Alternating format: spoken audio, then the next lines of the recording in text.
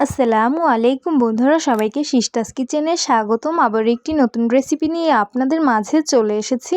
আজকে আপনাদের জন্য লোভনীয় চাউমিন রান্নার রেসিপি নিয়ে চলে এসেছি। প্রথমেই চুলায় একটি পাত্র বসিয়ে দিয়েছি, নর্মাল টেম্পারেচার পানি দিয়ে দিলাম পরিমাণ মতন। পানিটা বলক চলে এসেছে, প্যাকেট নুডলসগুলো দিয়ে দিলাম, তারপর সুন্দরভাবে নেড়ে নিতে হবে। আমি নুডলসগুলো 80% সিদ্ধ করে নিচ্ছি, কারণ নুডলসগুলো বেশি সিদ্ধ হয়ে গেলে খেতে ভালো লাগে না আমার কাছে। এই তো সিদ্ধ হয়ে গেছে। এখন একটি স্ট্যান্ডার ছাঁকনিতে পানিগুলো ঝরিয়ে নিব।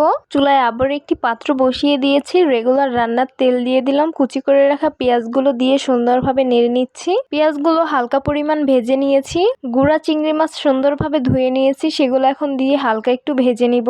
স্বাদ মতো লবণ দিয়ে দিলাম, 1 চামচ পরিমাণ হলুদ মরিচের গুঁড়ো দিয়ে দিলাম। চিংড়ি মাছের ভিতরে লবণ হলুদটা না ঢুকলে খেতে আমার কাছে ভালো লাগে না, তাই এই তো চিংড়ি মাছগুলো ভেজে নিয়েছি। চিংড়ি মাছগুলো আমি উপরে উঠিয়ে মাঝখানে তেলের ভিতরে ডিম দিয়ে দিলাম। ডিমের উপরে সামান্য পরিমাণ লবণ দিয়ে তারপর সুন্দরভাবে ভেঙে নিচ্ছি। তারপর সবকিছু একসাথে নেড়ে নিচ্ছি। কিউব করে কেটে রাখা আলুগুলো দিয়ে দিব, তারপর নেড়ে মিশিয়ে নিতে হবে। আমি অফ ক্যামেরায় সামান্য পরিমাণ পানি দিয়ে আলুটা সিদ্ধ করে নিয়েছি। আলুগুলো সুন্দরভাবে সিদ্ধ হয়ে গেছে। কেটে রাখা টমেটোগুলো দিয়ে দিলাম, কুচি করে কেটে রাখা নাগামরিচগুলো দিয়ে দিলাম, তারপর সুন্দরভাবে নেড়ে মিক্স করে নিতে হবে। সিদ্ধ করে রাখা নুডলসগুলো দিয়ে দিব, তারপর সুন্দরভাবে নেড়ে মিশিয়ে নিতে হবে। এখন নুডলসের মশলাগুলো দিয়ে দিব, তারপর আবারও সুন্দরভাবে মিক্স করে নিতে হবে। এই তো নুডলসগুলো হয়ে গেছে। কুচি করে রাখা ধনিয়া পাতাগুলো দিয়ে সুন্দরভাবে মিক্স করে নামিয়ে সার্ভ করে নিব।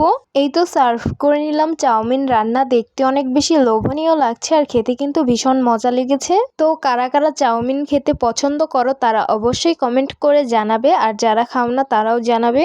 আমার কাছে খেতে অনেক বেশি ভালো লাগে চাউমিন ভালো লাগে, রামেন রান্না করলেও ভালো লাগে, চাউমিন হলেই হলো। তো আশা করছি আমার আজকের রেসিপি আপনাদের কাছে অনেক অনেক বেশি ভালো লাগবে। ভালো লেগে থাকলে আমার ইউটিউব চ্যানেলটি সাবস্ক্রাইব করবেন, আর যারা আমার ফেসবুক পেজ থেকে দেখছেন পেজটিকে ফলো করবেন।